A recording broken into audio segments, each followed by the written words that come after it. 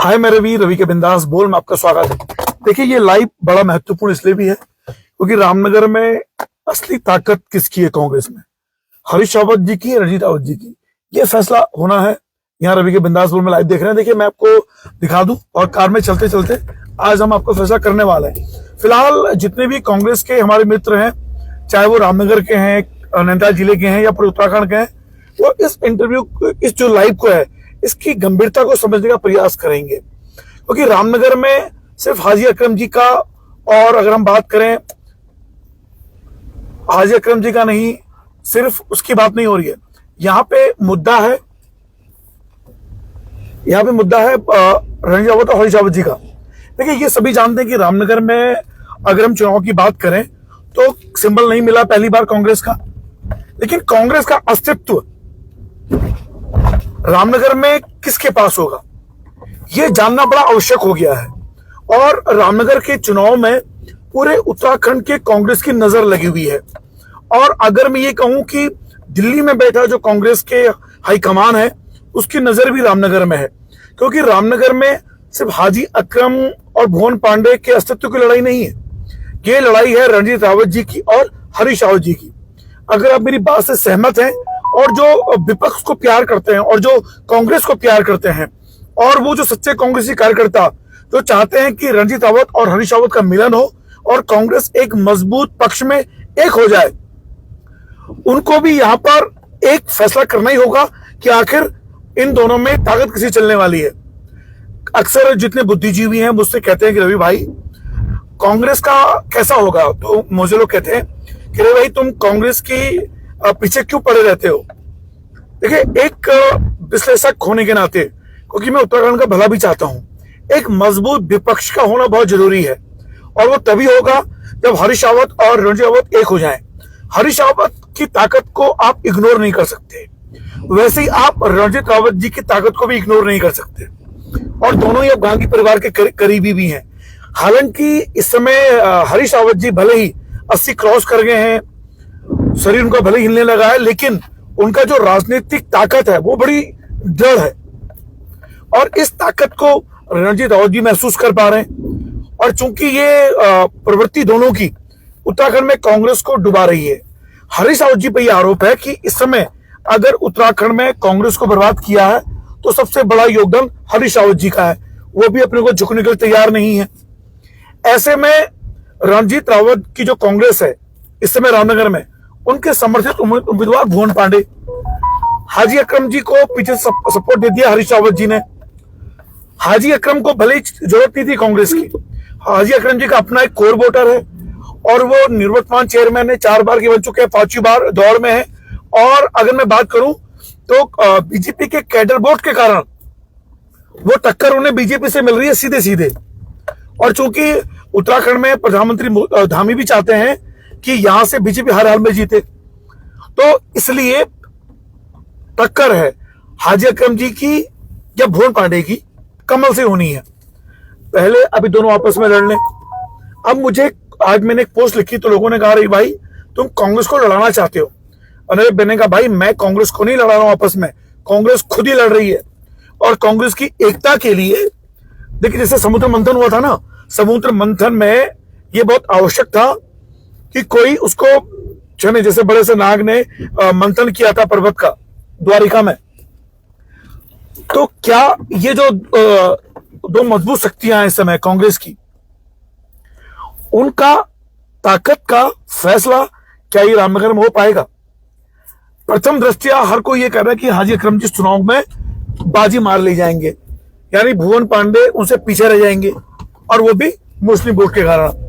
मुस्लिम vote ताकत है कांग्रेस की। अब इस कांग्रेस को मजबूत रहने के लिए बहुत जरूरी है कि मुस्लिम वोटर ये तय करे कि वो वोट किसको देगा, हाजी अकरम जी को देगा या वो वोट देगा भुवन चंद पांडे जी को। ये लड़ाई बड़ी दिलचस्प मोड़ में पहुंच चुकी है। रणजीत रावत किसी हाल में नहीं चाहेंगे कि इस चुनाव को वो हारें, और हरीश रावत तो किसी हाल में नहीं चाहेंगे। तो 2022 के बाद ये सबसे इंपोर्टेंट चीज मुझे अभी लगी है। देखिए एक बात को गौर कीजिएगा कि 2022 में हरीश रावत जी भी यहां से चले गए, रणजीत रावत जी भी यहां से चले गए, तो सीधी सीधी लड़ाई तय नहीं कर पाई, कांग्रेस का बंटाधार हुआ।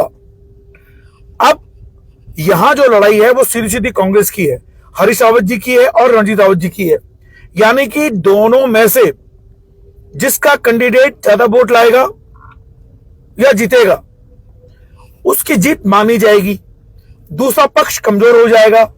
यानी कांग्रेस को अपना असली नायक मिलेगा इस रामनगर में कांग्रेस की स्थिति देख के, क्योंकि पहली बार सिंबल नहीं मिला है।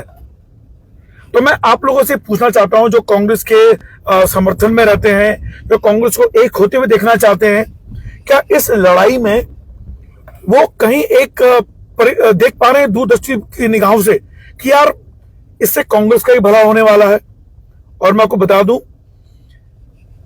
इस समय पूरे उत्तराखंड में निकाय चुनाव में सारे कांग्रेस की निगाहें रामनगर में है, रामनगर में। और सब ये चाहते हैं कि रामनगर में इन चुनाव के परिणामों पे नजर है। मान लीजिए कि इन दोनों की लड़ाई में बीजेपी सीट जीत जाती है सपोज,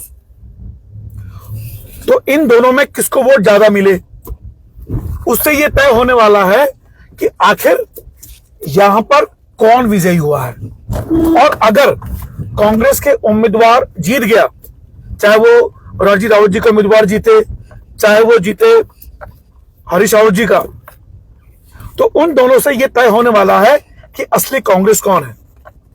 अब मेरा आखिरी सवाल ये लाइव में खत्म करने वाला हूं, क्या रामनगर में बैठा हुआ कांग्रेसी वास्तव में ये सोच पा रहा है कि हम यहां पर सिर्फ रामनगर कांग्रेस नहीं, उत्तराखंड के कांग्रेस का भविष्य तय कर रहे हैं? यहां जो भी जीतेगा या जो अधिक वोट लाएगा उसकी जीत तय है। यानी यह तय होगा कि कौन आगे है। 2022 के चुनाव में यह तय नहीं हो पाया था क्योंकि हरीश रावत और रणजीत रावत जी की सीधी लड़ाई नहीं थी।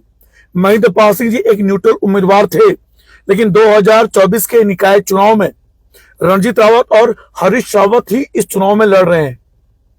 ये आप तय मान लीजिए। आप भुवन चंद पांडे को मत देखिए, आप हाजी अकरम जी को मत देखिए, ये हरीश रावत और रणजीत रावत के बीच फैसला है। और एक विश्लेषक पत्रकार होने के नाते मेरी निगाहें इन दोनों पर हैं कि कौन ज्यादा वोट लेके आएगा और वही असली कांग्रेस का तमगा पहनेगा। और ये बात दिल्ली तक जाने वाली है। इसलिए दोनों दल हर हाल में चाहते हैं कि चाहे हम जीते ना जीते, हम अधिक मत लेके आए। लेकिन रामनगर के जो कांग्रेसी हैं वो अलग ढंग से सोच रहे हैं। लेकिन उत्तराखंड का जो कांग्रेसी है उसकी निगाहें रामनगर में है, क्योंकि 2027 के विधानसभा चुनाव जाने से पहले हर कांग्रेसी ये चाहता है कि रणजीत रावत और हरीश रावत जी के बीच जो ये उठक पटक का खेल है वो बंद हो जाए इस लड़ाई से। अब यह सवाल जब मैं लाइव खत्म करने वाला हूं, क्या वास्तव में इस युद्ध से जो अधिक वोट लेके आएगा या जीत जाएगा, यह तय होने वाला है कि असली कांग्रेस कौन, हरीश रावत या रणजीत रावत। क्या यह उठापटक बंद हो जाएगी या यह जारी रहेगी?